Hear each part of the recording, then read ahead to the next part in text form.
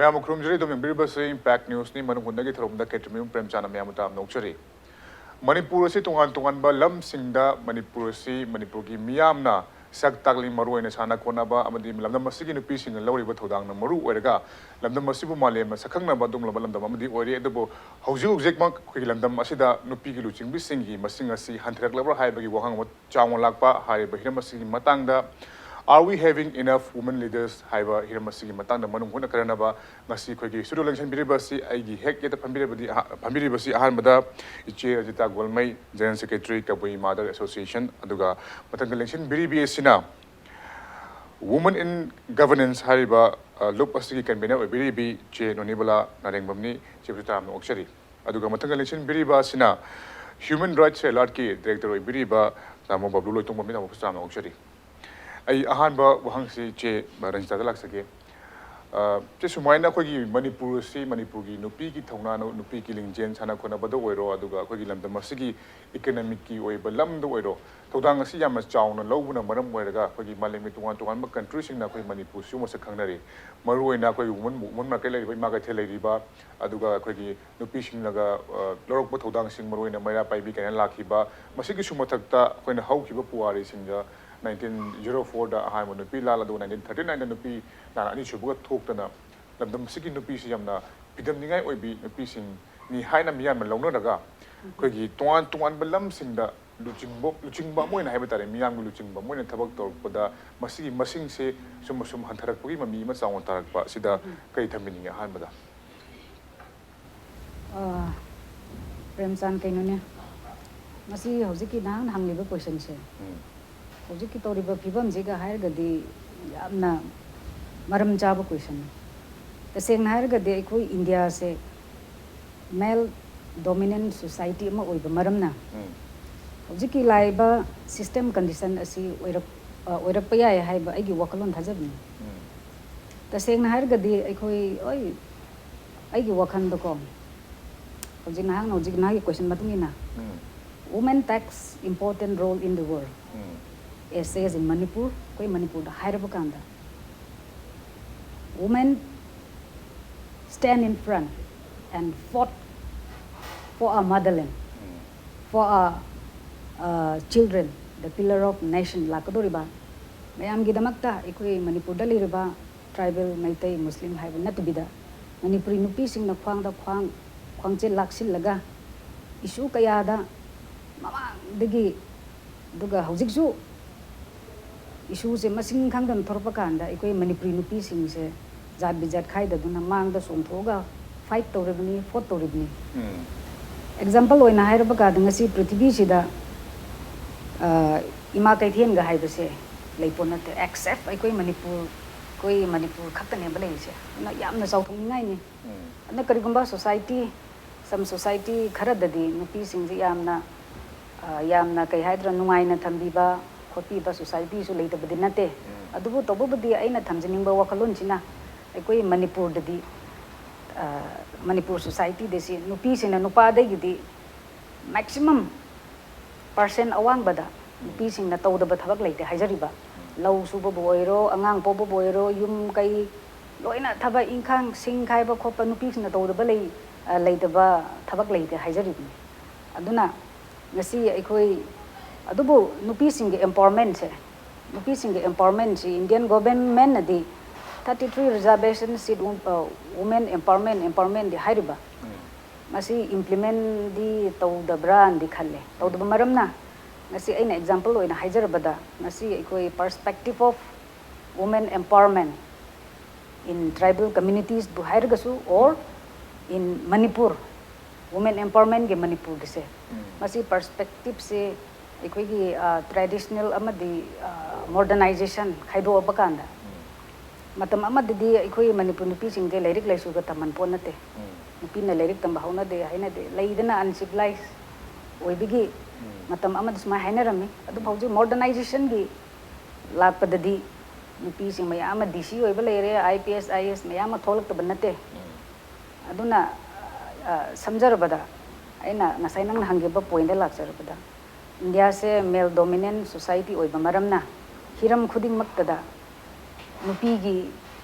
pangan thauna se ꯇꯉꯥꯏ ꯐꯗꯅ ꯆꯪꯗꯕ ꯌꯥꯗꯦ ꯍꯥꯏꯕ ꯋꯥꯐꯝ ꯊꯝꯖꯅꯤ ꯌꯥꯝ ꯅꯨꯡꯉꯥꯏꯖꯩ ꯍꯥꯏꯕꯗꯤ ꯃꯅꯤꯄꯨꯔꯗꯗꯤ ꯑꯩꯈꯣꯏꯒꯤ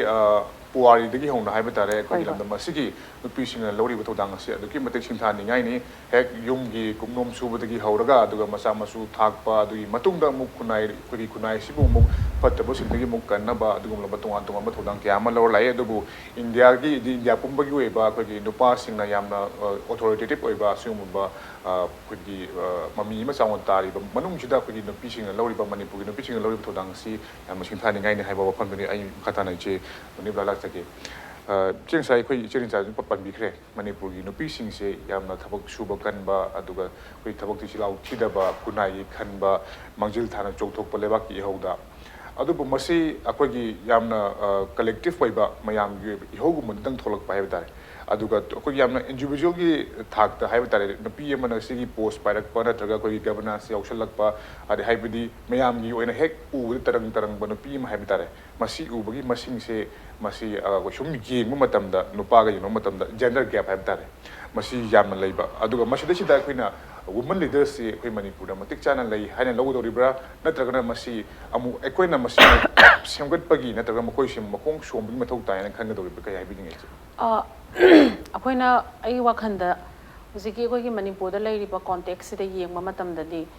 ꯑꯩꯈꯣꯏꯅꯁꯨ ꯍꯧꯖꯤꯛꯀꯤ ꯑꯩꯈꯣꯏꯒꯤ ꯋꯤꯡ ꯃꯅꯤꯄꯨꯔꯁꯤꯅ ꯁ꯭ꯇꯗꯤꯁꯨ ꯌꯥꯝ ꯈꯔꯁꯨ ꯇꯧꯖꯩ ꯇꯧꯕ ꯀꯥꯟꯗꯁꯨ ꯑꯩꯈꯣꯏꯅ ꯊꯦꯡꯅꯔꯤꯕ ꯐꯤꯜꯗ ꯊꯦꯡꯅꯕ ꯔꯤꯌꯦꯂꯤꯇꯤꯁꯤꯗꯤ ꯑꯩꯈꯣꯏꯒꯤ ꯅꯨꯄꯤꯁꯤꯡꯁꯦ ꯉꯁꯥꯏꯒꯤ ꯍꯥꯏꯕꯤꯈꯤꯕ ꯖꯦꯟꯗꯔ ꯒꯦꯞꯁꯦ ꯁꯤꯒꯤ ꯖꯦꯟꯗꯔ ꯒꯦꯞꯁꯤ ꯀꯃꯥꯏꯅ ꯂꯩꯒꯦ ꯍꯥꯏ ꯀꯥꯟꯗ ꯌꯥꯝ ꯏꯟꯐꯔꯤꯌꯔ ꯑꯣꯏꯅꯁꯨ ꯕ꯭ꯔꯣꯠ ꯑꯞ ꯇꯧꯔꯛꯄ ꯑꯩꯈꯣꯏꯒꯤ ꯅꯨꯄꯤꯒꯤ ꯒ꯭ꯔꯨꯞꯁꯤꯡꯁꯦ ꯁꯤꯒꯤ ꯏꯟꯐꯔꯤꯌꯔꯤꯇꯤꯁꯤꯗꯩꯗ ꯌꯥꯝꯅ ꯋꯥꯈꯜ ꯁꯣꯟꯊꯍꯟꯕ ꯑꯗꯨꯒ ꯂꯥꯏꯔꯤꯛ ꯂꯥꯏꯁꯨ ꯇꯝꯕꯒꯤ ꯆꯥꯡꯁꯦ ꯌꯥꯝꯅ ꯋꯥꯠꯄ ꯑꯗꯨꯒ ꯑꯦꯛꯁꯄꯣꯖꯔ ꯂꯩꯇꯕ ꯑꯗꯨꯒ ꯉꯁꯥꯏꯒꯤ ꯃꯥꯒꯤ ꯐꯪꯐꯝ ꯊꯣꯛꯄ ꯃꯥꯒꯤ ꯅꯣꯂꯦꯖ ꯃꯌꯥꯝꯁꯦ ꯃꯇꯝ ꯆꯥꯅ ꯃꯐꯝ ꯆꯥꯅ ꯐꯪꯍꯧꯗꯕꯒꯤ ꯄꯣꯠꯁꯤꯁꯨ ꯑꯩꯈꯣꯏꯅ ꯑꯗꯨꯝ ꯊꯦꯡꯅꯩꯕ ꯁꯤꯒꯤ ꯊꯦꯡꯅꯕ ꯀꯥꯟꯗ ꯑꯦꯛꯁꯄꯣꯖꯔ ꯍꯥꯏꯔꯀꯥꯟꯗ ꯉꯁꯥꯏꯒꯤ ꯏꯟ ꯇꯔꯝꯁ ꯑꯣꯐ ꯃꯥꯒꯤ ꯃꯣꯕꯤꯂꯤꯇꯤ ꯏꯁꯝ ꯁꯝꯅ ꯏꯃꯨꯡ ꯑꯃꯗ ꯈꯕꯔ ꯑꯃ ꯂꯥꯛꯄ ꯃꯇꯝꯗ ꯈꯕꯔꯁꯤ ꯀꯅꯥꯅ ꯏꯍꯥꯟ ꯍꯥꯟꯅ ꯄꯥꯒꯦ ꯍꯥꯏꯕꯒꯤ ꯈꯕꯔꯁꯤꯗ ꯃꯇꯝ ꯊꯥꯗꯅꯕꯒꯤ ꯃꯇꯝꯁꯦ ꯅꯨꯄꯤꯗꯗꯤ ꯄꯥꯅꯤꯡꯉꯒꯁꯨ ꯃꯥꯒꯤ ꯃꯇꯝꯁꯦ ꯂꯩꯇꯕ ꯅꯨꯄꯤ ꯃꯌꯥꯝ ꯑꯃ ꯂꯩꯌꯦꯕ ꯃꯔꯝꯗꯤ ꯈꯕꯔꯗꯨꯗ ꯏꯔꯤꯕ ꯄꯥꯎ ꯃꯌꯥꯝ ꯅꯩꯅꯕ ꯌꯥꯕ ꯑꯦꯅꯥꯂꯤꯇꯤꯀꯦꯜ ꯑꯣꯏꯕ ꯄꯣꯠꯁꯤꯡꯁꯦ ꯅꯩꯅꯕ ꯂꯩꯕ ꯃꯇꯝꯗ ꯃꯥꯒꯤꯗꯤ ꯁꯣꯝ ꯅꯥꯀꯟꯗ ꯗꯣꯃꯦꯁꯇꯤꯛ ꯔꯦꯁꯄꯣꯟꯁꯤꯕꯤꯂꯤꯇꯤ ꯃꯌꯥꯝ ꯑꯃ ꯂꯩꯕꯅꯤꯅ ꯑꯗꯨꯒꯤ ꯗꯣꯃꯦꯁꯇꯤꯛ ꯔꯦꯁꯄꯣꯟꯁꯤꯕꯤꯂꯤꯇꯤ ꯃꯌꯥꯝꯁꯤꯡꯁꯦ ꯃꯥ ꯊꯩꯗꯣꯛꯑꯒ ꯑꯗꯨ ꯈꯕꯔꯗꯣ ꯊꯥꯗꯔꯛ ꯃꯇꯝꯁꯦ ꯀꯥꯏꯕ ꯉꯝꯗꯕꯒꯤ ꯑꯗꯨꯝꯕ ꯃꯌꯥꯝꯁꯨ ꯂꯩ ꯏꯕ ꯄꯥꯕ ꯍꯩꯕꯁꯤꯡꯁꯨ ꯑꯗꯣ ꯏꯟ ꯇꯔꯝꯁ ꯑꯣꯐ ꯑꯦꯖꯨꯀꯦꯁꯟ ꯍꯥꯏꯔꯀꯥꯟꯗ ꯂꯥꯏꯔꯤꯛ ꯂꯥꯏꯁꯨꯒꯤ ꯏꯕ ꯄꯥꯕꯒꯤ ꯊꯕꯛꯁꯤ ꯏꯕ ꯄꯥꯕꯗꯤ ꯈꯔ ꯍꯩꯔꯝꯕ ꯌꯥꯏ ꯇꯧꯕꯇꯕꯨ ꯗ꯭ꯔꯣꯞ ꯑꯥꯎꯠꯀꯤ ꯄꯣꯠꯁꯤꯁꯨ ꯌꯥꯝ ꯋꯥꯡꯅ ꯂꯥꯛꯑꯦ ꯍꯥꯏꯕꯗꯤ ꯉꯁꯥꯏꯒꯤ ꯅꯨꯄꯤ ꯃꯆꯥꯁꯤꯡꯁꯦ ꯀ꯭ꯂꯥꯁ 7, 8, 9 ꯀꯥꯔꯀꯥꯟꯗ ꯗ꯭ꯔꯣꯞ ꯇꯧꯕꯒꯤ ꯄꯣꯠꯁꯤꯁꯨ ꯌꯥꯝ ꯂꯩꯌꯦꯕ ꯁꯣ ꯍꯥꯌꯔ ꯑꯦꯖꯨꯀꯦꯁꯟꯁꯦ ꯍꯧꯖꯤꯛ ꯑꯩꯈꯣꯏꯅ ꯎꯔꯤꯕ ꯑꯔꯕꯥꯟ ꯁꯦꯛꯇꯔꯗ ꯈꯔ ꯎꯔꯒꯁꯨ ꯍꯥꯌꯔ ꯑꯦꯖꯨꯀꯦꯁꯟ ꯆꯠꯄ ꯉꯁꯥꯏꯒꯤ ꯄꯣꯠ ꯃꯤꯁꯤꯡꯁꯦ ꯅꯨꯄꯤꯁꯤꯡꯁꯦ ꯃꯔꯨꯑꯣꯏꯅ ꯁꯤꯗꯤ ꯌꯥꯝꯅ ꯅꯦꯝꯅ ꯂꯩ ꯃꯥꯒꯤ ꯄꯦꯔꯤꯐꯦꯔꯤꯁꯤꯡꯗ ꯑꯩꯈꯣꯏꯅ ꯊꯦꯡꯅꯕ ꯀꯥꯟꯗꯗꯤ ꯑꯗꯨꯒ ꯉꯁꯥꯏꯒꯤ ꯃꯥꯒꯤ ꯁꯨꯄꯔꯤꯌꯔꯤꯇꯤ ꯑꯦꯟ ꯏꯟꯐꯔꯤꯌꯔꯤꯇꯤꯒꯤ ꯄꯣꯠꯁꯤꯗꯩꯁꯤꯗ ꯉꯁꯥꯏꯒꯤ ꯑꯩꯈꯣꯏꯒꯤ ꯋꯥꯈꯜꯂꯣꯟꯗꯁꯨ ꯑꯩꯈꯣꯏꯒꯤ ꯏꯝꯕꯥꯏꯞ ꯇꯧꯔꯒ ꯂꯩꯖꯈ꯭ꯔꯕ ꯑꯩꯈꯣꯏ ꯈꯨꯗꯤꯡꯃꯛꯀꯤ ꯑꯩꯈꯣꯏꯒꯤ ꯂꯨ ꯈꯣꯡꯗ ꯍꯥꯏꯇꯥꯔꯦꯅꯦꯀꯣ ꯑꯩꯈꯣꯏꯒꯤ ꯀꯩꯅꯣꯁꯤ ꯈꯨꯗꯤꯡꯃꯛꯇ ꯌꯥꯎꯔꯒ ꯂꯩꯕꯁꯤꯗꯤ ꯅꯨꯄꯥ ꯍꯥꯏꯕꯁꯤꯗꯤ ꯃꯃꯥꯡꯉꯩꯗꯒꯤ ꯍꯧꯅ ꯑꯩꯈꯣꯏꯒꯤ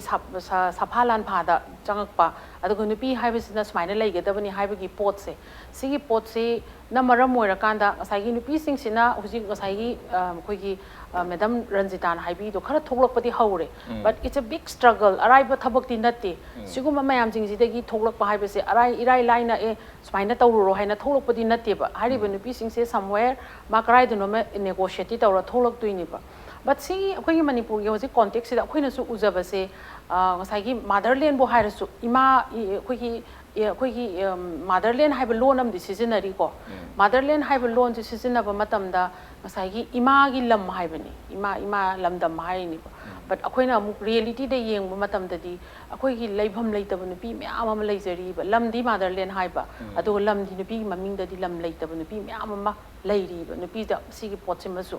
ꯁꯤꯒꯤ ꯑꯦꯟꯇꯥꯏꯇꯜꯃꯦꯟ ꯂꯩꯖꯗꯕ ꯃꯥꯅ ꯄꯣꯛꯆꯕ ꯃꯆꯥꯁꯤꯁꯨ ꯃꯇꯝ ꯈꯔ ꯃꯥꯅ ꯄꯤꯛꯏꯉꯩꯗ ꯋꯥꯔꯤꯉꯩ ꯃꯇꯝꯗ ꯃꯥꯅ ꯌꯣꯛꯆꯕꯒꯤ ꯋꯥꯅꯤ ꯂꯣꯅꯁꯨ ꯃꯉꯣꯟꯗ ꯌꯥꯝꯅ ꯀꯥ ꯍꯦꯟꯅ ꯁꯄꯣꯔꯠ ꯇꯧꯗꯕꯒꯤ ꯄꯣꯠꯁꯤꯁꯨ ꯁꯨꯝ ꯇꯞ ꯇꯞꯅ ꯑꯩꯈꯣꯏꯅ ꯊꯦꯡꯅꯕ ꯍꯧꯔꯛꯑꯦ ꯑꯗꯣ ꯁꯤꯒꯤ ꯑꯦꯟꯇꯥꯏꯇꯜꯃꯦꯟꯁꯤꯅ ꯃꯔꯝ ꯑꯣꯏꯔꯀꯥꯟꯗ ꯃꯉꯣꯟꯗ ꯃꯥꯒꯤꯅꯤ ꯍꯥꯏꯕ ꯄꯣꯠꯁꯦ ꯀꯔꯤ ꯂꯩꯒꯦ ꯍꯥꯏꯕꯒꯤ ꯀꯣꯏꯁꯟꯁꯦ ꯑꯩꯈꯣꯏ ꯁꯤꯅꯦꯕ ꯑꯩꯈꯣꯏꯅ ꯅꯩꯅꯔꯤꯁꯦ ꯑꯗꯣ ꯑꯩꯈꯣꯏ ꯍꯥꯏꯕꯗꯤ ꯉꯁꯥꯏꯒꯤ ꯅꯨꯄꯤ ꯍꯥꯏꯕ ꯀꯥꯡꯂꯨꯞꯁꯤꯗꯩꯁꯤꯗ ꯉꯁꯥꯏꯒꯤ ꯃꯉꯣꯟꯗ ꯑꯦꯟꯇꯥꯏꯇꯜ ꯑꯣꯏꯕ ꯄꯣꯠꯁꯦ ꯁꯤꯒꯤ ꯄꯣꯠꯁꯤ ꯂꯩꯇꯦ 33 ꯔꯤꯖꯔꯕꯦꯁꯟ ꯍꯥꯏꯔꯦꯅ ꯈꯜꯂꯒꯁꯨ 33 ꯔꯤꯖꯔꯕꯦꯁꯟꯗ ꯚꯣꯠ ꯂꯦꯞꯄꯨꯕ ꯃꯇꯝꯗ ꯅꯨꯄꯤꯁꯤꯡꯁꯤꯗ ꯉꯁꯥꯏꯒꯤ ꯚꯣꯠ ꯍꯥꯏꯕꯁꯤꯗꯤ ꯏꯟ ꯇꯔꯝꯁ ꯑꯣꯐ ꯄꯩꯁꯥꯒꯤ ꯊꯕꯛ ꯉꯥꯛꯇꯅꯤꯅ ꯃꯉꯣꯟꯗ ꯑꯗꯨꯒꯤ ꯄ꯭ꯔꯣꯄꯔꯇꯤ ꯔꯥꯏꯠꯇꯨ ꯂꯩꯇ꯭ꯔꯀꯥꯟꯗ ꯃꯉꯣꯟꯗ ꯑꯆꯧꯕ ꯅꯤꯡꯍꯟꯅꯕ ꯑꯗꯨꯝ ꯂꯩꯕ ꯁꯤꯒꯤ ꯔꯤꯌꯦꯂꯤꯇꯤ ꯃꯌꯥꯝꯁꯤꯡꯁꯦ ꯑꯗꯨꯅ ꯉꯁꯥꯏꯒꯤ ꯃꯥꯒꯤ ꯅꯨꯄꯥꯒꯤ ꯃꯃꯤꯡꯗ ꯂꯩꯕ ꯂꯧꯁꯤꯡ ꯑꯃ ꯍꯦꯟ ꯇꯦꯟ ꯃꯌꯥꯝꯁꯦ ꯁꯤꯖꯤꯟꯅꯔꯛꯄ ꯃꯇꯝꯗ ꯃꯥꯅ ꯐꯨꯜꯂꯤ ꯃꯥꯒꯤ ꯋꯤꯠ ꯍꯥꯔ ꯑꯣꯟ ꯂꯤꯕꯔꯇꯤ ꯑꯦꯛꯁꯔꯁꯥꯏꯁ ꯇꯧꯕ ꯉꯝꯗꯕ ꯑꯦꯔꯤꯌꯥꯁꯨ ꯃꯌꯥꯝ ꯂꯩꯌꯦꯕ ꯑꯗꯨꯅ ꯁꯤꯒꯤ ꯄꯣꯠꯁꯤꯡꯁꯦ ꯑꯩꯈꯣꯏꯅ ꯌꯦꯡꯕ ꯃꯇꯝꯗ as a whole ꯃꯅꯤꯄꯨꯔꯒꯤ context ꯌꯦꯡꯀꯥꯟꯗꯗꯤ we are in a very dichotomy situation ꯗ ꯂꯩ sometimes ꯑꯩꯈꯣꯏ ꯅꯨꯄꯤꯁꯤꯡꯁꯦ ꯌꯥꯝ glorify ꯇꯧꯕꯤꯕ I think yam too much of glorification nena khalle marakta aduga glorified yam tawbiba aduga asengba reality life tadi nupi singse adum yam to ne hingi ba aina haizening base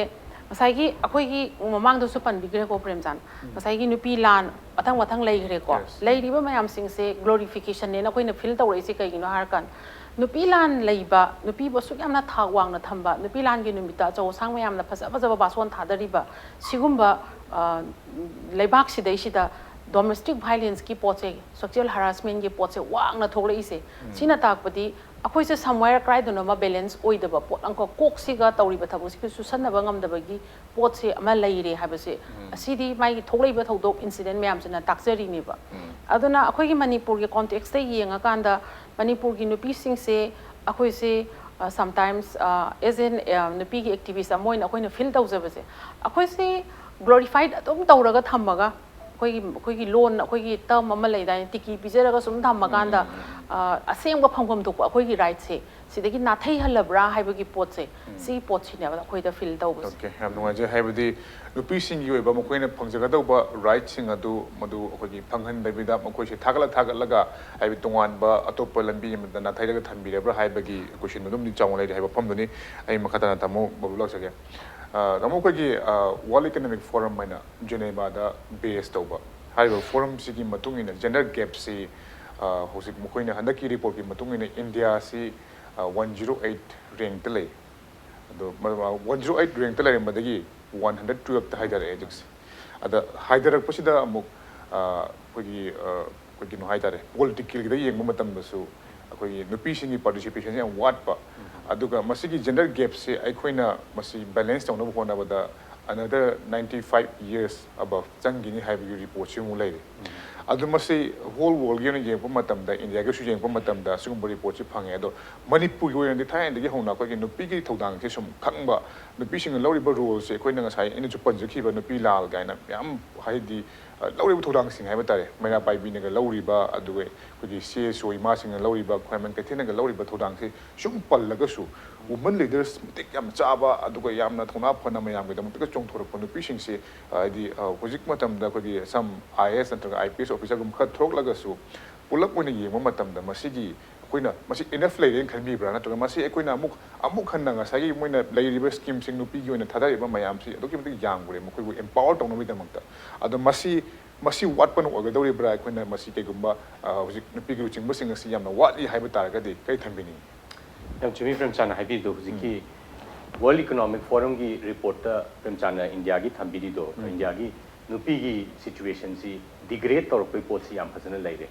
ada in fact overall dani hujiki man 112 poise 153 countries study to matamda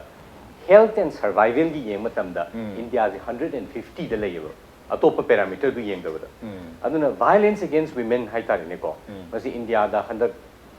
nahan Rahul Gandhi na made in India de rape in India tare have wa thok na ri na ko aduna India da overall yeng matam da nupi gi situation se yamna fatte aduga sagi after all with South Asia gi super power amo emerged or even in magi lady but picture siga nupi ga nupa ga gi marak la iba gender parity hai tare sigi gap si sum hengalak pai je chaukalak gi sign na te masi regression gi sign na mani adang sai Nonibala su yam jana hambi re nupi sibu koina sum tiki pijaraga sum thaga laga tiki pijaraga sum exploit to bra haibagi pot says that I want the fauzabada masi subject to verification ko akoi gi hana lejerami ba pristine oiba Manipur society dadi nupi gi status si khare hena wang brain khali hujiki laiba India da yaushaluro matungda ngasai gi India gi patriarchy gi sumaina nupi the violence of culture sina sipin tawsalakpa sida akhoigi nupi ga nupa ga gi marakta gap sisu degeneration khara lakpra haidana aina khanje maramdi akhoina tajabada wari laikta halaman singna haibada ningthogi matamda bawba pacha loisang ngena lerami hai aduna nupi gi issue si nupa na dil taw yadaba nupi na dum tawjaba atopa mana nga sai gi requirement gi nga sai ranjitan ju thambi bada maina sumaina mayon da bazar si mayon da kaithien ama leramba haibase masi yamna significant over port amani aduna in fact akogi internal trade si nupi gi domain amoina dum lai aduna nga sai gi akoina north india da thengnariba nupi se chakhum da confine to gudong ni se manipur da di masi gi chatna bi si yamna alien noina lai aduna nupi se always economically autonomous oiba aduga moi se chumna da yumgi social life to natabada mapanda social connections mayam ama leiba aduna yamna magi elan si phajana leiba yam active oiba society gi processes sing si da moi yam critical oiba pot si historically akoina dum nupila da phudur isi by accident nati hajariba hanjan tawri si nupila gi mera pai bi gi hoi huzik abuse tawba kana na misuse tawba gi potu natabada akoi gi culture da inbuilt oina lerakpa strength khara lei heba simadi ai recognize tawjaningi aduga hoi huzik another institutions sing the hanagi institutions sing the nupi ki participation yam lejaram gasu huziki so called modern institution mayam the nupi ki participation si phajana laitre na lobi ai 33% reservation is sum kanu kari haini kari tokenism gi bhavta som the nupi du puthoga member helaga magi nupana loimak swi met pa unaba bawba yadaba decision making da kanu to busi yam twin thengnai aduna huziki India ki changjal aga koi India yaudu bada India dagi filter tawraga changjal iba institutions sing sidadi yamna kari haini akogi anti women oibe atmosphere si loinamak laiba madu akogi political parties ngi processes ta haigera natragana anobu institutions da koi tawudabu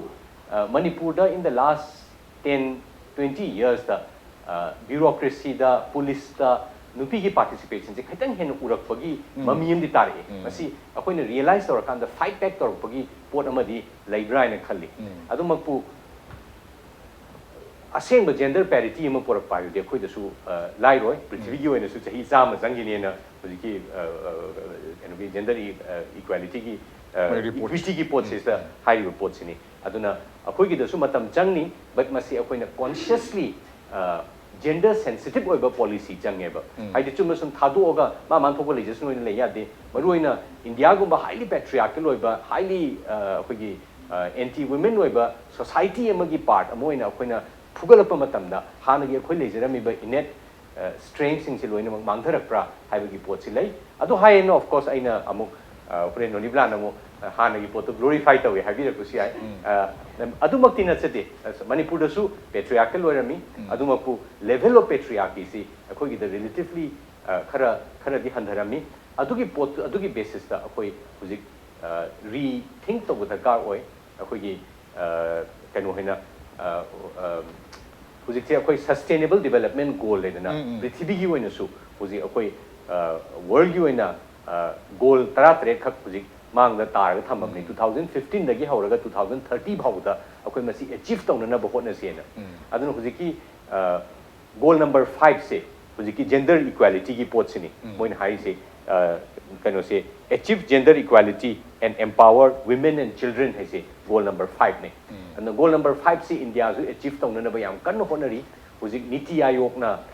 masigi anchor tawraga India gi oina su policy me am se nupi empower tawna se kamai tawudagi hai ji huziki akogi Ministry of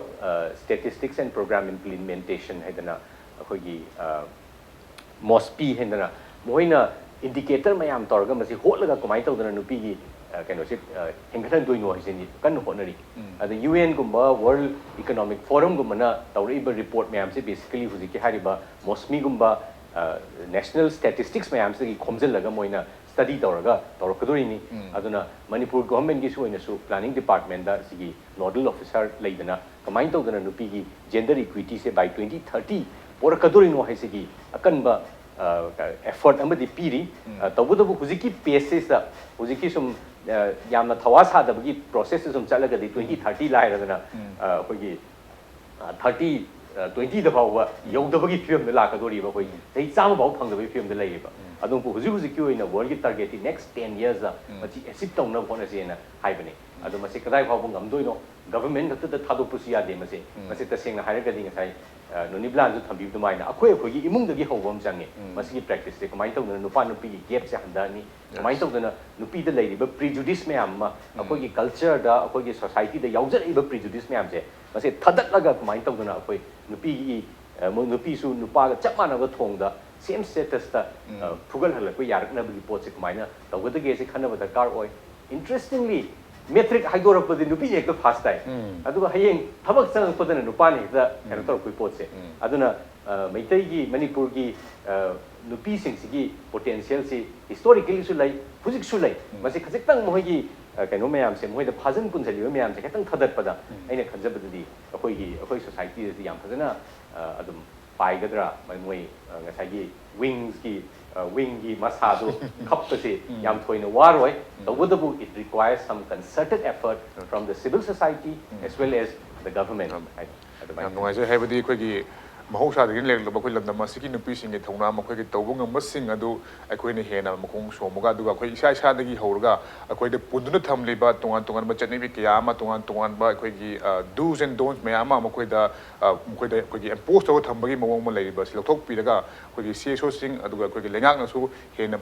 ꯄꯨꯛꯅꯤꯡ ꯆꯪꯉꯒꯗꯤ ꯍꯥꯏꯔꯤꯕ ꯑꯩꯈꯣꯏꯒꯤ ꯂꯝꯗꯝ ꯑꯁꯤꯒꯤ ꯑꯣꯏꯅ gender gap ꯂꯩꯔꯤꯕ ꯅꯨꯄꯤ ꯅꯨꯄꯥ ꯈꯦꯠꯅꯕꯒꯤ ꯆꯥꯎꯅ ꯃꯃꯤ ꯇꯥꯔꯤꯕ ꯑꯁꯤ ꯈꯔꯗ ꯑꯣꯏꯔꯕꯁꯨ ꯑꯩꯈꯣꯏ ꯐꯒꯠꯍꯟꯕ ꯉꯝꯒꯅꯤ ꯍꯥꯏꯕ ꯋꯥꯐꯝ ꯑꯗꯨꯅꯤ ꯃꯇꯥꯡ ꯁ꯭ꯋꯥꯏꯗ ꯕ꯭ꯔꯦꯛ ꯑꯃ ꯂꯧꯖꯒꯦ ꯕ꯭ꯔꯦꯛꯀꯤ ꯃꯇꯨꯡ ꯌꯥꯝ ꯊꯝꯖꯔꯒꯦ ꯏꯝꯄꯦꯛ ꯅ꯭ꯌꯨꯁꯄꯨ ꯃꯤꯠꯌꯦꯡ ꯇꯥꯗꯨꯅ ꯊꯝꯃꯤ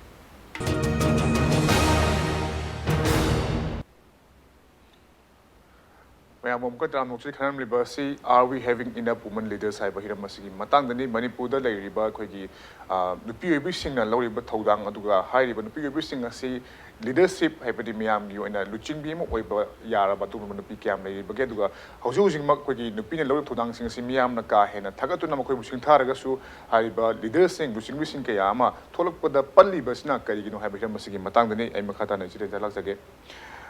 ꯏꯆꯦ ꯉꯁꯥꯏꯒꯤ ꯑꯩꯅꯁꯨ ꯄꯟꯖꯈꯤꯕ ꯉꯁꯥꯏꯒꯤ ꯋꯥꯔꯜ ꯏꯀꯅꯣꯃꯤꯛ ꯐꯣꯔꯝꯒꯤ ꯃꯥꯒꯤ ꯔꯤꯄꯣꯔꯠ 2019ꯒꯤ ꯔꯤꯄꯣꯔꯠꯁꯤꯒꯤ ꯃꯇꯨꯡ ꯏꯟꯅ ꯑꯩꯈꯣꯏꯒꯤ ꯏꯀꯅꯣꯃꯤꯛ ꯂꯝꯗ ꯅꯨꯄꯤꯁꯤꯡꯁꯤꯅ ꯍꯥꯏꯕꯗꯤ ꯍꯥꯟꯅ ꯍꯧꯖꯤꯛ ꯂꯩꯔꯤꯕ ꯅꯨꯄꯥꯅ ꯂꯧꯔꯤꯕ ꯊꯧꯗꯥꯡ ꯑꯗꯨꯒ ꯅꯨꯄꯤꯅ ꯂꯧꯔꯤꯕ ꯏꯀꯅꯣꯃꯤꯛꯀꯤ ꯂꯝꯗ ꯂꯧꯔꯤꯕ ꯊꯧꯗꯥꯡꯁꯤ ꯍꯥꯟꯅ ꯑꯩꯈꯣꯏꯒꯤ ꯆꯍꯤ 209 ꯑꯃ ꯆꯪꯒꯅꯤꯅ ꯄꯥꯅꯔꯝꯃꯤ ꯃꯁꯤ ꯑꯩꯈꯣꯏꯒꯤ ꯏꯀ꯭ꯋꯦꯂꯤ ꯃꯥꯟꯅꯅꯕ ꯍꯣꯠꯅꯕꯗ ꯑꯗꯣ ꯍꯟꯗꯛꯀꯤ ꯔꯤꯄꯣꯔꯠꯇꯗꯤ ꯑꯃꯨꯛ ꯌꯥꯝ ꯀꯥ ꯍꯦꯟꯅ ꯅꯦꯝꯊꯔꯛꯄ ꯍꯥꯏꯇꯥꯔꯦ ꯅꯨꯄꯤꯒꯤ ꯔꯣꯜꯁꯤ ꯏꯀꯅꯣꯃꯤꯛꯀꯤ ꯂꯝꯗ 257 yearsꯃꯨꯛ ꯆꯪꯈꯤꯅꯤ ꯑꯃꯨꯛ ꯍꯥꯏꯔꯤ ꯃꯣꯏꯅ ꯑꯗ ꯃꯁꯤꯗ ꯑꯩꯈꯣꯏꯅ ꯊꯝꯖꯅꯤꯡꯉꯤꯁꯦ ꯑꯩꯈꯣꯏ ꯃꯅꯤꯄꯨꯔꯒꯤ ꯌꯦꯡꯕ ꯃꯇꯝꯗꯗꯤ ꯑꯩꯈꯣꯏ ꯈ꯭ꯋꯥꯏꯔꯝꯕꯟ ꯀꯩꯊꯦꯜ ꯑꯁꯤ ꯑꯩꯈꯣꯏ ꯃꯌꯥꯝꯅ ꯑꯩꯈꯣꯏ ꯃꯅꯤꯄꯨꯔꯒꯤ ꯑꯣꯏꯅꯗꯤ ꯌꯥꯝꯅ ꯆꯥꯎꯕ ꯏꯀꯅꯣꯃꯤꯛ ꯍꯕ ꯑꯃ ꯍꯥꯏꯇꯥꯔꯦ ꯃꯁꯤꯗꯒꯤ ꯂꯣꯏꯅꯃꯛ ꯑꯌꯥꯝꯕꯅ ꯆꯂꯥꯏꯕ ꯉꯥꯛꯇꯅꯤ ꯑꯗꯨꯒ ꯅꯨꯄꯤꯁꯤꯡꯅꯁꯨ ꯊꯕꯛ ꯁꯨꯕ ꯈꯣꯠꯄ ꯏꯆꯦ ꯉꯁꯥꯏ ꯄꯟꯕꯤꯈ꯭ꯔꯦ ꯑꯗꯨꯒ ꯁꯨꯃꯥꯏꯅ ꯇꯧꯗꯅ ꯑꯩꯈꯣꯏꯒꯤ ꯅꯨꯄꯤꯁꯤꯡꯅ ꯑꯩꯈꯣꯏꯒꯤ ꯂꯝꯗꯝꯁꯤꯗꯁꯨ ꯉꯥꯏꯔꯦ ꯅꯨꯄꯤꯁꯤꯡꯅ ꯊꯕꯛ ꯁꯨꯏ ꯃꯈꯣꯏꯁꯤꯡ ꯑꯁꯤ ꯍꯣꯠꯅꯕ ꯀꯜꯂꯤ ꯏꯃꯨꯡ ꯃꯅꯨꯡ ꯄꯨꯏ ꯍꯥꯏꯔꯒꯁꯨ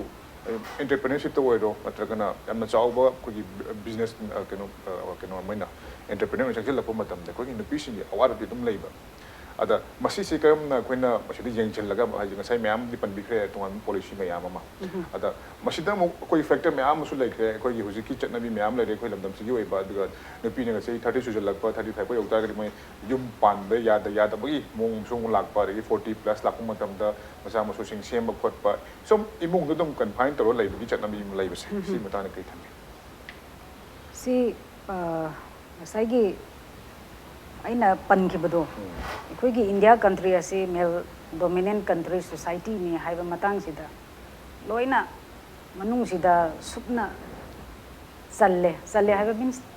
ꯉꯁꯤ ꯅꯨꯄꯥꯁꯤꯡꯅ ꯅꯨꯄꯤꯁꯤꯡꯗ ꯁ꯭ꯄꯦꯁꯁꯦ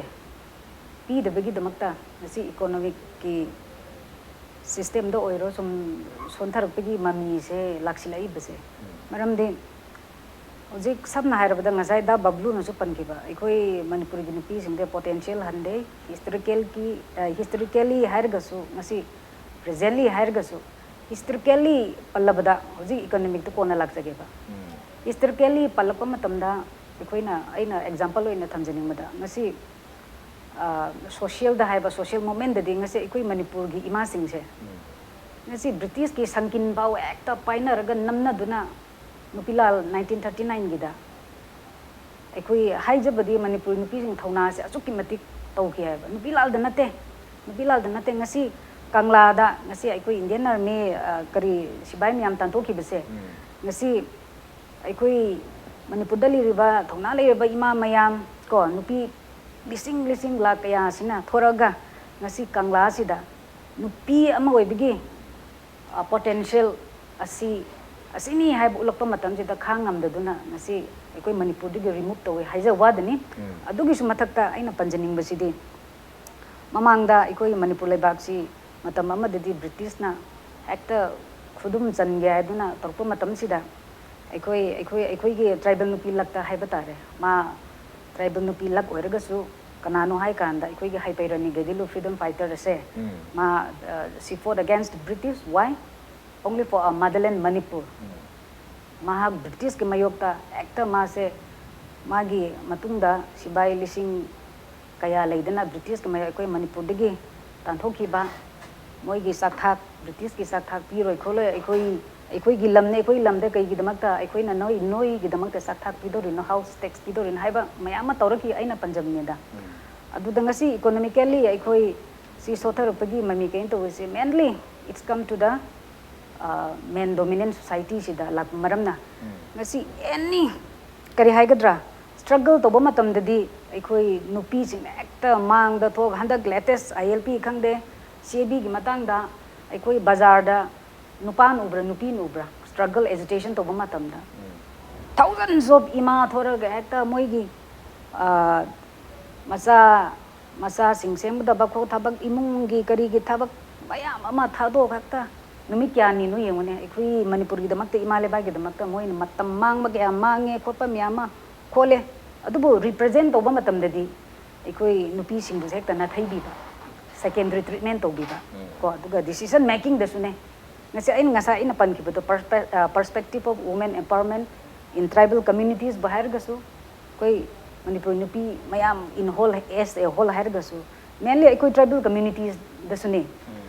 aikoi ki decision making matam si da aikoi nupi sing se hekta ya tribal da natre si as a whole aina mainly particular in tribal da aina haijabada ngasi aikoi da thaubai har gadi loirabne ba just like the Supreme Court asida nupi sina wangang ya ponate so ngang ya ponate adubo aikoi asigi women empowerment ni matan har gati lei none district ta nagaching haidu noko nupi du maming do ai kaw kre mahak se aikoi gi traditionally women empowerment de hojik present disune modernization matam desu mahak tam amaga makhai di purbajane hojik case pudi kana chathar ga leiri tam ama bi makhai se ma se aikoi gi chairman haidun ama lei chairman se ma pure si nagasing gi niko nagasing gi nupi ne haibde aikoi women empowerment pi da banate ba pire ba adu piraga su ngasi last ti aikoi nupi oi bi se sum stationary lei de haiba ya roido ya da banina mayum palak patai ama tor patai palak pamaram oiraga leiba budi nagasing da leiba jane adu matang du takra case ka leina haiba case ka dikan na taunari ko aduna hoje haiba ase aikoi gi aikoi Manipur context to in haijar any decision making sida nupi sing hekta throw away to biba struggle to boma tam di nupi mang thau noi na adu torga di haiba aina men oina pungning yam shocking oiribase andak ta latest ai amuka na panjage ILP gi cap ki men pe ki to matang sida aikoi Delhi da aikoi union minister sing una pasapa matamda aikoi ai hak na thamjani musina Manipur gi imam yam se khara some section ko community basis oigera na terkari oigera khara yaubi ramba targa di poto jitang phajagadra haibagi waklon aina thamjabni haibadi nupi si in every step women kari haigadra issue potential se yamna darka leba maram oibana aina si thamjabni haibadi nupi bu sum violate tawhaning da ba stay away throw away tawhaning da big wakhan thamjabni Marui na koi decision making si yamna matau tai haibani masida su no pising muna thaidu thambai mami si tabana maram oirga hojik urakli film sing si dum oirak pane film ne aduga makhata na ichinu ne blala chanu musi sensai isi jan pan bi ko ai koi gi ihau hobu matam di ma sing gi puthok na mo koi gi tawe na haiba ada koi sing se jilai ba question di koi government su yam toina haiba koi lei ba ihau da bagjil thari ba ma sing se moi si tasing na lei issue sing sing mau ta na khangabra ꯃꯈꯣꯏꯒꯤ ꯏꯖꯨꯀꯦꯁꯟꯁꯤ ꯀꯃꯥꯏꯅ ꯇꯧꯕꯅꯣ ꯃꯈꯣꯏꯗ ꯀꯅꯥꯒꯨꯝꯕꯅ ꯏꯟꯁꯇꯤꯡ ꯀꯅꯥꯒꯨꯝꯕꯅ pressure ꯄꯤꯁꯜꯂ ꯃꯈꯣꯏ ꯇꯧꯔꯤꯕ꯭ꯔꯥ ꯍꯥꯏꯕꯁꯤꯒꯤ ꯃꯇꯥꯡꯁꯤꯗ ꯑꯩꯈꯣꯏꯒꯤ ꯅꯨꯄꯤꯁꯤꯡꯒꯤ ꯏꯖꯨꯀꯦꯁꯟꯁꯦ ꯍꯧꯖꯤꯛꯄꯨꯗꯤ ꯒꯔꯃꯦꯟꯅ ꯕꯦꯇꯤ ꯄꯔꯥꯎ ꯍꯥꯏꯕ ꯕꯦꯇꯤ ꯕꯆꯥꯎ ꯕꯦꯇꯤ ꯄꯔꯥꯎ ꯍꯥꯏꯕ ꯁ꯭ꯀꯤꯝ ꯍꯥꯏꯁꯨ ꯃꯌꯥꯝ ꯊꯣꯛꯂꯛꯄꯕꯨꯗꯤ ꯑꯗꯣ ꯃꯁꯤꯗꯩꯁꯤꯗ ꯅꯨꯄꯤꯁꯤꯡꯒꯤ ꯔꯣꯜꯁꯦ ꯑꯩꯈꯣꯏꯒꯤ ꯏꯁꯨꯗ ꯈꯛꯇꯪ ꯑꯩꯈꯣꯏꯅ ꯕꯦꯁ ꯇꯧꯔꯒ ꯑꯩꯈꯣꯏꯒꯤ ꯂꯝꯗꯝꯗ ꯁꯨꯝ ꯎꯕ ꯍꯥꯏꯇꯥꯔꯦ ꯑꯇꯩ ꯃꯇꯝꯗ ꯑꯩꯈꯣꯏꯒꯤ ꯈ꯭ꯋꯥꯏꯔꯝꯕꯟ ꯀꯩꯊꯦꯜꯗ ꯏꯃꯥꯁꯤꯡꯅ ꯅꯨꯄꯤꯁꯤꯡꯅ ꯌꯥꯝ ꯆꯥꯎꯕ ꯔꯣꯜ ꯂꯧꯔꯦ ꯍꯥꯏꯔꯒꯁꯨ ꯍꯥꯏꯗꯤ ꯁꯣꯁꯤꯌꯦꯜꯂꯤ ꯑꯩꯈꯣꯏꯒꯤ ꯀꯩꯒꯨꯝꯕ ꯁꯣꯁꯤꯌꯦꯜ ꯃꯨꯚꯃꯦꯟ ꯑꯃꯗ ꯃꯈꯣꯏꯅ ꯃꯥꯡꯖꯤꯜ ꯊꯥꯔꯛꯄ ꯑꯗꯣ ꯃꯈꯣꯏꯅ ꯃꯥꯡꯖꯤꯜ ꯊꯥꯔꯛꯏꯁꯤꯗ ꯑꯩꯈꯣꯏꯅ ꯍꯧꯖꯤꯛ ꯂꯩꯔꯤꯕ ꯁꯣꯁꯤꯌꯦꯜ ꯏꯁꯨꯁꯤ ꯃꯔꯤꯛ ꯆꯨꯝꯅ ꯍꯥꯏꯗꯤ ꯂꯩꯔꯤꯕ ꯂꯣ ꯃꯌꯥꯝ ꯂꯩꯔꯤꯕ ꯑꯩꯈꯣꯏꯒꯤ ꯑꯣꯏꯔꯛꯄ ꯌꯥꯕ ꯀꯟꯁꯤꯀ꯭ꯋꯦꯟꯁꯦꯁ ꯃꯌꯥꯝꯁꯦ ꯃꯈꯣꯏꯅ ꯈꯟꯅꯔꯒ ꯃꯈꯣꯏꯅ ꯌꯥꯝꯅ ꯋꯦꯜ ꯑꯦꯋꯦꯌꯔ ꯑꯣꯏꯔꯕ꯭ꯔꯥ ꯃꯈꯣꯏꯁꯦ ꯑꯗꯨꯒ ꯄ꯭ꯂꯁ ꯃꯈꯥ ꯇꯥꯅ ꯑꯩꯈꯣꯏꯒꯤ ꯄꯣꯂꯤꯇꯤꯀꯦꯜꯒꯤꯗ ꯍꯥꯏꯇꯥꯔꯦ ꯑꯩꯈꯣꯏꯅ ꯄꯥꯔꯂꯤꯌꯥꯃꯦꯟꯒꯤ ꯌꯦꯡꯕ ꯃꯇꯝꯗ ꯅꯠꯇ꯭ꯔꯒꯅ ꯑꯩꯈꯣꯏꯒꯤ ꯑꯦꯁꯦꯝꯕ꯭ꯂꯤ ꯌꯦꯡꯕ ꯃꯇꯝꯗ ꯅꯨꯄꯤꯒꯤ ꯄꯥꯔꯇꯤꯁꯤꯄꯦꯁꯟ ꯌꯥꯝ ꯋꯥꯠꯄ ꯃꯁꯤ ꯃꯔꯨꯑꯣꯏꯅ ꯑꯩꯈꯣꯏ ꯃꯅꯤꯄꯨꯔꯗꯁꯨ ꯃꯃꯥꯡ 2017ꯒꯤ 11 ꯁ꯭ꯇꯦꯠ ꯑꯦꯁꯦꯝꯕ꯭ꯂꯤ ꯏꯂꯦꯛꯁꯟꯗ ꯀꯦꯟꯗ꯭ꯔ 94 ꯑꯃꯗꯤ ꯅꯨꯄꯤ ꯑꯩꯈꯣꯏꯒꯤ ꯃꯤꯔꯦꯞ ꯑꯃꯠꯇ ꯌꯥꯎꯗꯦ ꯑꯗꯨꯒ ꯍꯧꯖꯤꯛ ꯍꯧꯖꯤꯛꯁꯨ ꯑꯩꯈꯣꯏꯒꯤ ꯅꯨꯄꯤ MLA ꯑꯅꯤꯈꯛꯇꯅꯤ ꯂꯩꯔꯤꯁꯦ ꯑꯗꯣ ꯁꯤꯒꯨꯝꯕ ꯃꯌꯥꯝꯁꯦ ꯑꯩꯈꯣꯏꯅ ꯉꯁꯥꯏꯕꯨꯗꯤ ꯄꯣꯏꯟꯠꯁ ꯃꯌꯥꯝ ꯑꯃ ꯊꯝꯕꯤꯈ꯭ꯔꯦ ꯃꯁꯤ ꯃꯦꯀꯞ ꯇꯧꯅꯕ ꯑꯗꯣ ꯑꯃꯨꯛꯀ ꯍꯦꯟꯅ ꯑꯩꯈꯣꯏꯅ ꯄꯣꯂꯤꯇꯤꯀꯦꯜ ꯄꯥꯔꯇꯤꯁꯤꯄꯦꯁꯟ ꯑꯗꯨꯒ ꯑꯩꯈꯣꯏꯒꯤ ꯑꯦꯗꯃꯤꯅꯤꯁꯇ꯭ꯔꯦꯁꯟꯗ ꯑꯩꯈꯣꯏꯅ ꯅꯨꯄꯤꯁꯤꯡꯁꯤꯕꯨ ꯍꯦꯟꯅ ꯄꯨꯈꯠꯂꯒ ꯃꯈꯣꯏꯁꯨ ꯗꯤꯁꯤꯖꯟ ꯃꯦꯀꯤꯡꯁꯤꯗ ꯄꯨꯔꯛꯅꯕ ꯍꯣꯠꯅꯕꯗ ꯑꯩꯈꯣꯏꯅ ꯍꯧꯖꯤꯛ ꯈ꯭ꯋꯥꯏꯗꯒꯤ ꯆꯥꯎꯅ ꯇꯧꯕ ꯌꯥꯕ ꯊꯕꯛꯁꯤꯡꯁꯦ ꯀꯔꯤ ꯀꯔꯤ ꯂꯩ ꯑꯗꯣ ꯇꯦꯟꯇꯛꯅ ꯊꯝꯕꯤꯌꯨ ꯑꯩꯅ ꯑꯍꯥꯟꯕꯗ ꯉꯁꯥꯏꯒꯤ ꯄ꯭ꯔꯦꯝꯆꯥꯟ ꯍꯪꯕ ꯑꯍꯥꯟꯕꯒꯤ ꯏꯃꯥꯁꯤꯡꯒꯤ ꯃꯥꯒꯤ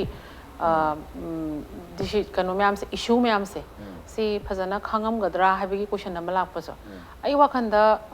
ꯑꯩꯈꯣꯏꯅ ꯁꯨꯝ ꯎꯕ ꯃꯇꯝꯗ ꯏꯃꯥꯁꯤꯡꯁꯤ ꯌꯥꯝ ꯋꯦꯜ ꯑꯦꯋꯦꯌꯔ ꯑꯣꯏꯌꯦꯅ ꯑꯩ ꯈꯜꯂꯦ ꯃꯔꯝꯗꯤ ꯍꯧꯖꯤꯛꯃꯛꯀꯤ ꯑꯣꯏꯅꯗꯤ ꯏꯃꯥꯁꯤꯡꯅ ꯂꯧꯔꯤꯕ ꯃꯔꯨꯑꯣꯏꯅ ꯑꯩꯈꯣꯏ ꯍꯟꯗꯛꯀꯤ CABꯗ ꯑꯗꯨꯒ ILPꯒꯤ ꯃꯇꯥꯡꯗꯒ ꯏꯃꯥꯁꯤꯡꯅ ꯉꯥꯡꯕꯁꯤꯡꯁꯤ ꯑꯩ ꯋꯥꯈꯟꯗ ꯍꯧꯖꯤꯛꯀꯤ ꯃꯅꯤꯄꯨꯔꯒꯤ ꯂꯩꯔꯤꯕ ꯂꯤꯗꯔꯁꯤꯡꯅ ꯈꯜꯂꯤꯕꯗꯣ ꯑꯗꯨꯒꯤ ꯂꯦꯚꯦꯜꯒ ꯃꯥꯟꯅꯗꯦ ꯃꯔꯝꯗꯤ ꯃꯣꯏꯅ ꯍꯦꯟꯅ ꯑꯩꯗꯤ ꯏꯟꯇꯔꯅꯦꯂꯥꯏꯖ ꯇꯧꯋꯦꯅ ꯈꯜꯂꯦ ꯄꯣꯠꯁꯤꯡꯁꯦ ꯄ꯭ꯔꯖꯥꯒꯤ ꯁꯦꯟꯇꯤꯃꯦꯟ ꯑꯗꯨꯒ ꯄ꯭ꯔꯖꯥꯅ ꯀꯔꯤ ꯄꯥꯝꯃꯤ ꯑꯗꯨꯒ ꯑꯩꯈꯣꯏꯅ ꯍꯧꯔꯤꯕ ꯏꯍꯧꯁꯤ ꯀꯔꯤꯒꯤꯅꯣꯒ ꯍꯥꯏꯕꯁꯤꯡꯁꯤ ꯃꯣꯏꯅ ꯉꯥꯡꯊꯣꯛꯄꯤꯔꯛꯄ ꯋꯥꯍꯩ ꯋꯥꯇꯥꯁꯤꯡꯁꯦ ꯇꯥꯔꯀꯥꯟꯗ ꯑꯩꯈꯣꯏꯒꯤ ꯂꯤꯗꯔꯁꯤꯡꯅ ꯉꯥꯡꯉꯛꯄꯕꯨꯗꯤ ꯃꯣꯏꯅ ꯉꯥꯡꯕꯅ ꯍꯦꯟꯅ ꯃꯔꯤꯛ ꯆꯨꯝꯃꯦꯅ ꯑꯩꯗꯤ ꯈꯜꯂꯦꯕ ꯑꯗꯣ ꯑꯩꯅ ꯈꯟꯖꯕꯅꯦꯕ ꯑꯗꯣ ꯃꯤ ꯑꯌꯥꯝꯕꯅꯁꯨ ꯑꯗꯨꯃꯥꯏꯅ ꯑꯗꯨꯝ ꯑꯩꯈꯣꯏ ꯋꯥꯔꯤ ꯁꯥꯟꯅꯕ ꯃꯇꯝꯗꯁꯨ ꯑꯗꯨꯃꯥꯏꯅ ꯍꯥꯏ ꯑꯗꯨꯅ ꯍꯣꯏ ꯁꯝꯇꯥꯏꯝꯁ ꯀꯅꯥꯒꯨꯝꯕ ꯈꯔꯗꯤ ꯏꯍꯧ ꯍꯧꯔꯨꯔꯁꯤ ꯍꯥꯏꯔꯀꯥꯟꯗ ꯑꯩꯈꯣꯏꯒꯤ ꯑꯗꯨꯝ ꯀꯔꯤꯝꯇ ꯃꯊꯣꯡ ꯃꯔꯝ ꯈꯪꯗꯅ ꯊꯣꯛꯂꯛꯄ ꯀꯥꯡꯕꯨ ꯑꯃꯁꯨ ꯂꯩꯇꯕꯕꯨꯗꯤ ꯅꯠꯇꯦ ꯑꯗꯨꯝꯕꯁꯤꯡꯁꯦ ꯑꯩꯈꯣꯏꯅ ꯉꯁꯥꯏ ꯋꯤꯡꯅ 2009ꯗꯒꯤꯅ 2015 ꯐꯥꯎꯒꯤ ꯃꯔꯛꯇ ꯑꯩꯈꯣꯏꯅ ꯁ꯭ꯇꯗꯤ ꯃꯆꯥ ꯈꯔ ꯇꯧꯋꯦ ꯍꯥꯏꯖꯈꯤꯕꯗꯣ ꯑꯗꯨꯒꯤ ꯁ꯭ꯇꯗꯤꯗꯨꯗ ꯋꯤꯃꯦꯟꯁ ꯏꯟꯚꯣꯜꯚꯃꯦꯟ ꯏꯟ ꯁꯣꯁꯤꯌꯦꯜ ꯃꯨꯚꯃꯦꯟ ꯍꯥꯏꯕ ꯑꯩꯈꯣꯏꯅ ꯁ꯭ꯇꯗꯤ ꯃꯆꯥ ꯑꯃ ꯇꯧꯋꯤ ꯁꯤꯗꯤ ꯑꯩꯈꯣꯏꯒꯤ ꯕꯦꯁꯂꯥꯏꯟ ꯁ꯭ꯇꯗꯤ ꯑꯃ ꯇꯧꯖꯕꯅꯤ ꯑꯗꯨꯒꯤ ꯕꯦꯁꯂꯥꯏꯟ ꯁ꯭ꯇꯗꯤ ꯇꯧꯕ ꯃꯇꯝꯗ ꯅꯨꯄꯤꯁꯤꯡꯒꯤ ꯔꯦꯁꯄꯣꯟꯁꯁꯦ ꯑꯩꯈꯣꯏꯁꯦ ꯁꯝꯇꯥꯏꯝꯁ ꯔꯦꯂꯤ ꯆꯠꯂꯣ ꯍꯥꯏꯔꯀꯥꯟꯗ ꯔꯦꯂꯤꯁꯤ ꯀꯩꯒꯤ ꯆꯠꯇꯣꯏꯅꯣ ꯍꯥꯏꯅ ꯈꯪꯗꯅ ꯑꯗꯨꯝ ꯊꯣꯛꯂꯛꯄꯁꯨ ꯌꯥꯎꯋꯦ ꯍꯥꯏꯕꯅꯤ ꯑꯗꯨꯒꯤ ꯔꯦꯂꯤ ꯆꯠꯂꯣ ꯍꯥꯏꯕꯁꯤ ꯀꯩ ꯈꯪꯗꯅ ꯆꯠꯂꯣ ꯍꯥꯏꯔꯤꯅꯣ ꯍꯥꯏꯕ ꯀꯥꯟꯗ ꯃꯣꯏꯒꯤ ꯉꯁꯥꯏꯒꯤ ꯇꯤꯝꯁꯤꯅ ꯊꯣꯛꯂꯛꯑꯣ ꯍꯥꯏꯔꯀꯥꯟꯗ ꯑꯗꯨꯝ ꯊꯣꯛꯄ ꯑꯗꯨꯃꯥꯏꯅ ꯇꯧꯕꯁꯨ ꯑꯗꯨꯝ ꯌꯥꯎꯋꯤ ꯕꯠ ꯑꯣꯚꯔꯑꯣꯜ ꯑꯣꯏꯅ ꯌꯦꯡꯕ ꯃꯇꯝꯗꯗꯤ ꯃꯥꯒꯤ ꯁꯦꯒꯃꯦꯟꯁꯦ ꯃꯥꯟꯅꯗꯦꯕ ꯂꯦꯚꯦꯜꯁꯦ ꯃꯥꯟꯅꯗꯦ ꯑꯩꯈꯣꯏꯒꯤ ꯃꯅꯤꯄꯨꯔꯒꯤ ꯍꯧꯖꯤꯛ ꯍꯧꯔꯤꯕ ꯏꯍꯧꯁꯤꯗꯩꯁꯤꯗ ꯃꯥꯡꯖꯤꯟ ꯊꯥꯔꯒ ꯆꯠꯂꯤꯕ ꯏꯃꯥꯁꯤꯡꯒꯤꯗꯤ ꯃꯣꯏꯒꯤ ꯂꯦꯚꯦꯜꯁꯤꯅ ꯑꯃꯨꯛ ꯇꯣꯡꯉꯥꯜꯂꯦꯅ ꯈꯜꯂꯦ ꯑꯩꯅ ꯑꯗꯨꯒ ꯀꯥꯡꯕꯨ ꯈꯔ ꯑꯃꯗꯤ ꯐꯣꯂꯣꯋꯔ ꯑꯣꯏꯅ ꯂꯩꯕꯁꯤꯡꯁꯤꯗꯤ ꯏꯈꯪ ꯈꯪꯗꯅ ꯏꯟꯅꯕꯁꯨ ꯑꯗꯨꯝ ꯌꯥꯎꯗꯕꯗꯤ ꯅꯠꯇꯦꯕ ꯑꯗꯨꯝꯕꯁꯤꯡꯗꯨꯁꯨ ꯑꯗꯨꯒ ꯉꯁꯥꯏꯒꯤ ꯄꯣꯂꯤꯇꯤꯀꯦꯜ ꯄꯥꯔꯇꯤꯁꯤꯄꯦꯁꯟꯗ ꯌꯦꯡꯕ ꯃꯇꯝꯗ ꯏꯟ ꯗ ꯍꯤꯁꯇ꯭ꯔꯤ ꯑꯣꯐ ꯃꯅꯤꯄꯨꯔꯗ ꯏꯍꯥꯟ ꯍꯥꯟꯅ ꯑꯩꯈꯣꯏ ꯃꯅꯤꯄꯨꯔꯒꯤ ꯑꯦꯁꯦꯝꯕ꯭ꯂꯤꯗ ꯅꯨꯄꯤ ꯑꯍꯨꯝꯈꯛ ꯀꯥꯈꯤꯕꯁꯦ ꯌꯥꯝ ꯍꯤꯁꯇꯣꯔꯤꯛ ꯑꯣꯏꯕ ꯅꯨꯄꯤ ꯑꯍꯨꯝꯈꯛꯁꯦ ꯑꯩꯈꯣꯏ 2012ꯗ ꯊꯣꯛꯈꯤꯕ 2000ꯒꯤ ꯁꯤꯒꯤ ꯑꯦꯁꯦꯝꯕ꯭ꯂꯤꯁꯤꯗꯩꯁꯤꯗ ꯅꯨꯄꯤ ꯑꯍꯨꯝ ꯀꯥꯈꯤ ꯃꯗꯨꯒꯤ ꯅꯨꯄꯤ ꯑꯍꯨꯝꯁꯤ ꯀꯥꯕ ꯃꯇꯝꯗ ꯑꯩꯈꯣꯏ ꯌꯥꯝ ꯅꯨꯡꯉꯥꯏꯈꯤ ꯍꯥꯏꯕꯗꯤ ꯏꯠꯁ ꯑ ꯍꯤꯁꯇꯣꯔꯤꯛ ꯀꯩꯅꯣ ꯑꯃꯅꯦꯅ ꯈꯜꯂꯒ ꯑꯗꯨꯒ ꯑꯟꯐꯣꯔꯆꯨꯅꯦꯠꯂꯤ ꯍꯟꯗꯛꯀꯤ 2017ꯒꯤꯗꯗꯤ ꯅꯨꯄꯤ ꯑꯅꯤ ꯊꯣꯛꯂꯛꯑꯦ ꯑꯃꯅ ꯑꯣꯄꯣꯖꯤꯁꯟꯗ ꯂꯩꯔꯦ ꯑꯃꯅ ꯔꯨꯂꯤꯡꯗ ꯂꯩꯔꯦ ꯍꯧꯖꯤꯛ ꯑꯩꯈꯣꯏꯅ ꯑꯃꯨꯛ ꯌꯦꯡꯕ ꯌꯥꯕꯁꯤꯗꯤ ꯇꯁꯦꯡꯅꯗꯤ ꯅꯨꯄꯤ ꯃꯁꯤꯡ ꯌꯥꯝꯕ ꯅꯠꯇ꯭ꯔꯒ ꯌꯥꯝꯗꯕꯁꯤ ꯑꯃꯨꯛ ꯁꯝꯇꯥꯏꯝꯁ ꯅꯝꯕꯔꯁꯦ ꯃꯦꯇꯔꯗꯤ ꯑꯣꯏ ꯕꯠ ꯁꯝꯇꯥꯏꯝꯁ ꯅꯝꯕꯔꯁꯨ ꯑꯃꯨꯛ ꯃꯦꯇꯔ ꯑꯣꯏꯗꯕ ꯃꯇꯥꯡꯁꯨ ꯑꯃꯨꯛ ꯌꯥꯎꯔꯦ ꯑꯩꯈꯣꯏꯅ ꯁꯨꯝ ꯌꯦꯡꯀꯥꯟꯗ ꯀꯩꯒꯤꯅꯣ ꯍꯥꯏꯔꯀꯥꯟꯗ ꯉꯁꯥꯏꯒꯤ ꯅꯨꯄꯤꯁꯤꯡꯁꯦ ꯑꯩꯈꯣꯏꯒꯤ ꯉꯁꯥꯏ ꯑꯩꯅ ꯍꯥꯏꯖꯈꯤꯕꯗꯣ ꯑꯩꯈꯣꯏꯒꯤ ꯕ꯭ꯔꯣꯠ ꯑꯞꯇ ꯑꯩꯈꯣꯏꯒꯤ ꯏꯝꯕꯥꯏꯞ ꯇꯧꯔꯒ ꯂꯩꯖꯈ꯭ꯔꯕ ꯑꯩꯈꯣꯏꯗ ꯌꯥꯝꯅ ꯄꯦꯇ꯭ꯔꯥꯀꯦꯜ ꯑꯣꯏꯕ ꯀ꯭ꯋꯥꯂꯤꯇꯤꯁꯦ ꯅꯨꯄꯤꯗꯁꯨ ꯃꯌꯥꯝ ꯆꯦꯜꯂꯦꯕ ꯑꯗꯨꯒ ꯌꯥꯝ ꯃꯤꯁꯣꯖꯦꯅꯤꯁ ꯑꯣꯏꯕ ꯋꯥꯈꯜꯂꯣꯟꯁꯤꯁꯨ ꯅꯨꯄꯤꯗꯁꯨ ꯆꯦꯟꯕ ꯅꯨꯄꯤ ꯃꯌꯥꯝ ꯑꯃ ꯂꯩꯌꯦꯕ ꯑꯗꯨꯅ ꯉꯁꯥꯏꯒꯤ ꯑꯩꯈꯣꯏꯅ ꯅꯝꯕꯔꯁꯤ ꯃꯁꯤꯡ ꯌꯥꯝ ꯗꯔꯀꯥꯔ ꯑꯣꯏꯔꯒꯁꯨ ꯑꯩꯈꯣꯏꯅ ꯑꯃꯨꯛ ꯗꯔꯀꯥꯔ ꯑꯣꯏꯔꯤꯁꯤꯗꯤ ꯌꯥꯝꯅ क्वालिटी ओइबा नुपीगी इशू नुपीगी पॉलिटिकल पार्टिसिपेशन करी दरकार ओइरिनो नुपीगी सोसाइटी दा सोशल सेक्टर दा नुपीगी सिक्योरिटी से कमाई लेरी आर वी रियली सिक्योर अखोइ जे तसेंगना सिक्योर ओइरबरा अखोइने लेजरिबि इमुंग सिंगसिदा और अइना साइबक थोको मतमदा हाइबा सिगी अंडरस्टैंड तौबा ngamba ज्ञान ताबिबा ngamba नुपी लीडर से अखोइ दरकार ओइ हुजिकी ओइना सुमना खकी माना अदु पोजीशन दो पाइरी माना अदु पोजीशन दो पाइरी हाइबदु नत्तबा अदुना ngasai political participation da su ai wakhanda di at all levels akoi wing Manipur na thabok si churak pa matamda women in decision making at all levels haibani ba haibani not only assembly khata na te parliament khata na te society khata na ta ba imung da gi hawraka do bani haibani ngasai gi Babloo na su aina haijaba da supplement tau pirok pa maina imung da gi akoi na nupi gi space and opportunity ma pidraba magi space ma pibam darkar oi aduga akoi na nupi bu inkhali ni beti bachao beti parau tauri ni haibagi koi ki sympathy kanu du nattaba this is a must nupi ama society koi ki loop ama lai taragadi nupi representative kyam yauri nupi masing shurabra or akoi si nupa khaktagi loop la clarity ma leibam darkar oiba akoi ki Manipur da leiba civil society sing je maming je phajaba jaba tholani but it looks like nupa khaki oiba group oina koin uiba adoi daragadi nupa gi oina thonbiro maming do nupa gi group am oina thonbi exclusively for nupa gi group ne na tholagadi understand to budu nungai ne ba but aduna koina nupi gi ngasai gi ma gi space and opportunities ji pi ba ma darkar oi hujiki te koi space mungada ba nupi se masing yamdri ba haibdi si ai phamge haina hairakada ba nupi se masing yamdri maramdi adugi bargaining power lai ba nupi se koi Manipur da masing yam handari ba bargaining power lai ba ma yam darkar oi aduga magonda yamna negotiating power lai ba nupi sing se masi koi yam group up to bom darkar oi yam group up to ri se ina hai se minung shi da nattaba yes nang right amoina si nangi phangbam tok pa hakni nang phambam thok pa sit ne haina right amoina space ama pibi budo masi akhoi darkar oi masi aina khanjabada not only political khakta nataba not only civil society khakta naba akhoi even media house zum darkar oi akhoi nupi akhoi na isam samna akhoi na panel discussion me amsi yengjeba matam da sometimes am stereotyping oi rakpa haidi ngarang ngang gi mi do ngasi su do ngang ba na han ngang gi mi do ngasi su adum ngang bodo at the same stereotyping oi ra kan da khoi se tv muthat pa na laktra ga di upai lek ta matang so yam yauri e boko aduna ngasai gi akhoi gi Manipur gi issue ma tholakpa matam da thoi be issue je specific community ma gi natte ba community me amam leiba lamdam sida di community tongan tongan ba represent tawraga aduga akhoi gi nupi nupa pun phamina ra kan da hairam ba yai haram da ba yai ko adu thabak haiba sidi tawra kan da loi experience gi loi lakpa ngak tani aduna ngasai gi akhoi gi CAB gi matang da hiring khalasu CAB gi discussion marak da akhoi nupi representatives u bangam gi deba marak ta yauram gani ko ine thagalu bada da yam thengna deba aduna ngasai gi ILP gi oigera simyam jing se mogi political perspective or political magi ideology se kari leige ha se any community gi nupi amana represent tawraga mana khangjaba mana feel tawjaba do share tawhan badi ka shukai dina ko aduna si pot sing jai wakhan da di akoina at all levels space ama pi ba aduga akoina 2012 tagi na 2015 bau da satharak pa koi campaign nupi do miwat minai gi satharak pa campaign si international level satharak pa matam da akoina thengna gi bise peace in the home ko peace in the world hai from peace in the home to peace in the world hai badi sai decision make koi imung da santi letraga di prithvi da santi lakpa ngamoi hai bani ba yamna chumba malem gi oi ba yana ba theme amane ba United Nations na pi ba theme adumaina decision making hai base imung da gi haudraga di khanghaudana nupi ma bu 33 reservation pi re haidana chakhum da chak thongler ma nupi ma do hekta pradhan oiraga hekta mana thabak pangthokani haibase heitrabani na ngasai gi mai gi nupa na mahut adum sillaga thabak tawbagi pot lama khoi da uri ba singse ado aina hek akhoi gi village kano sing da program taw kan da aina hai akhoi nupi mana mapunsi da mapan su thok thok ta nupi ma do mamang ai da khoi bus loira kan magic thok le idana ko magic gari se to matam da maning mamang tong kan da mase gari tong ba haiti ba but toina tong sala kan da di maning on gera mamang on gera adugi pot ama adjustment ama experience le hen ba ma changi haiba dunia duna akoi gi sigi area se da di ai expo akhanda space and opportunity am darkar hoi lots of exposures am darkar hoi amaga mix up ta hon ba amaga mingle ta hon ba peace building oiraga su aduga community kyam lei inter community phaminna ba si myam sing se ai wakhanda loi mak akoi darkar hoi wing experience ka tai share ta jage ko Babloo da pass ta udring ai da akoi na ten tak na thamjaba da akoi na community level la leiba nupi sing se akoi ahan ba se nupi sing se mapan thon bam changi haiba matam da akoi na nupi khara khangal laga atopa state ta pu se aeroplane da pui ba haidi akoi bargain taunaraga haidi masi donor da bargain to si support tau bion pu kan da moi na hai ja hala kan da mathang chap da de khoi than chat la su ngam mani hai ba so moi lak pa confidence to adu gi wani da confidence ma beloved to bi ba ma di khoi darkar oi hai ja ban ꯌꯥꯝ ꯅꯨꯡꯉꯥꯏꯖꯩ ꯍꯥꯏꯕꯗꯤ ꯑꯩꯈꯣꯏꯗ ꯃꯣꯏꯗ opportunity ꯄꯤꯕꯤꯕ ꯃꯈꯣꯏꯗ space ꯄꯤꯕꯤꯕ ꯃꯈꯣꯏꯒꯤ ꯐꯝꯐꯝ ꯊꯣꯛꯄꯁꯤꯡꯗꯨ ꯄꯤꯕꯤꯕ ꯑꯗꯨ ꯌꯥꯝꯅ ꯃꯊꯧ ꯇꯥꯏ ꯋꯥꯐꯝꯗꯨꯅꯤ ꯑꯩ ꯑꯔꯣꯏꯕꯅ ꯇꯥꯃꯣ ꯃꯝꯗꯨ ꯂꯥꯛꯆꯒꯦ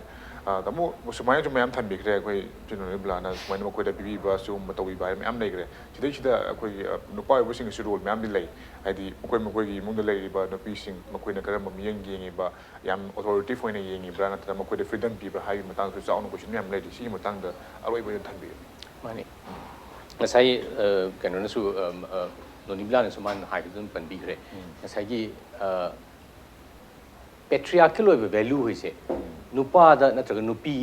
ꯅꯨꯄꯥ ꯈꯨꯗꯤꯡꯃꯛ ꯂꯣꯏꯅꯃꯛ ꯄꯦꯇ꯭ꯔꯤꯌꯥꯔꯀꯦꯜ ꯑꯣꯏꯅꯤ ꯂꯩꯇꯦ ꯅꯨꯄꯤ ꯈꯨꯗꯤꯡꯃꯛ ꯂꯣꯏꯅꯃꯛ ꯐꯦꯃꯤꯅꯤꯁꯠ ꯑꯣꯏꯅꯤ ꯂꯩꯇꯦ ꯃꯔꯨ ꯑꯣꯏꯔꯤꯗꯤ ꯋꯥꯈꯜ ꯈꯨꯈꯟꯗꯨꯅꯦꯕ ꯑꯩꯈꯣꯏꯅ ꯈꯟꯕꯗꯣ ꯍꯥꯟꯅꯒꯤ ꯑꯗꯨꯝ ꯇ꯭ꯔꯦꯗꯤꯁꯅꯦꯜ ꯃꯣꯜꯗ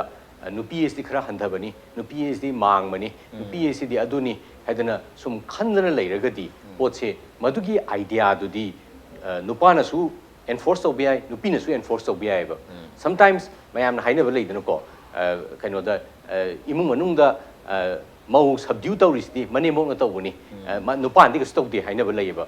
ꯃꯅꯦꯝꯕꯣꯛꯅ ꯇꯧꯕ꯭ꯔꯥ ꯅꯠꯇ꯭ꯔꯒ ꯅꯨꯄꯥꯅ ꯇꯧꯕ꯭ꯔꯥ ꯍꯥꯏꯕꯗꯨ ꯅꯠꯇꯦꯕ ꯏꯝꯄꯣꯔꯇꯦꯟ ꯑꯣꯏꯔꯗꯤ ꯏꯝꯄꯣꯔꯇꯦꯟ ꯑꯣꯏꯔꯗꯤ ꯋꯥꯈꯜ ꯈꯨꯈꯟꯗꯨꯅꯦꯕ ꯑꯩꯈꯣꯏ ꯃꯤ ꯈꯨꯗꯤꯡꯃꯛꯁꯦ ꯂꯣꯏꯅꯃꯛ ꯃꯥꯟꯅꯩ ꯍꯥꯏꯔꯒꯗꯤ ꯅꯨꯄꯥ ꯅꯨꯄꯤꯁꯨ ꯊꯣꯡ ꯃꯥꯟꯅꯕ ꯁꯦꯝ ꯁ꯭ꯇꯦꯇꯁꯇ ꯂꯩꯒꯗꯕꯅꯤ ꯍꯥꯏꯕꯗꯨꯅꯦꯕ ꯆꯞ ꯃꯥꯟꯅꯕ ꯍꯥꯏꯗꯤ ꯁꯨꯡꯌꯥ ꯌꯥꯔꯣꯏ ꯃꯔꯝꯗꯤ ꯅꯨꯄꯥꯒꯤ ꯔꯣꯜ ꯈꯦꯠꯅꯩ ꯅꯨꯄꯤꯒꯤ ꯀꯦꯄꯥꯁꯤꯇꯤ ꯅꯨꯄꯥꯒꯤ ꯀꯦꯄꯥꯁꯤꯇꯤ ꯈꯦꯠꯅꯩ ꯇꯣꯉꯥꯟ ꯇꯣꯉꯥꯟꯕ ꯀꯦꯄꯥꯁꯤꯇꯤꯒꯤ ꯃꯇꯨꯡ ꯏꯟꯅ ꯇꯣꯉꯥꯟꯕ ꯃꯥꯒꯤ ꯀꯣꯟꯇ꯭ꯔꯤꯕ꯭ꯌꯨꯁꯟ ꯇꯧꯕ ꯗꯔꯀꯥꯔ ꯑꯣꯏ but in terms of status aduga mana tawjariba thabaktugi kadai bhawba recognize tawgedo ngasai economics si matangdasu haibigidana ko ayamba nupina nongamdina numita baw suriba thabak singsidi akoina hisab pabada amta yaudeba unpaid job ngaktaneba ngasai gi world economic kenogi pot so yam chawne yaubune hedi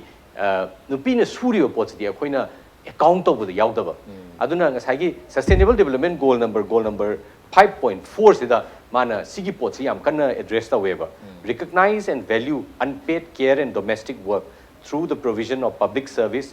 infrastructure and social protection policies and the promotion of shared responsibility within the household and the family as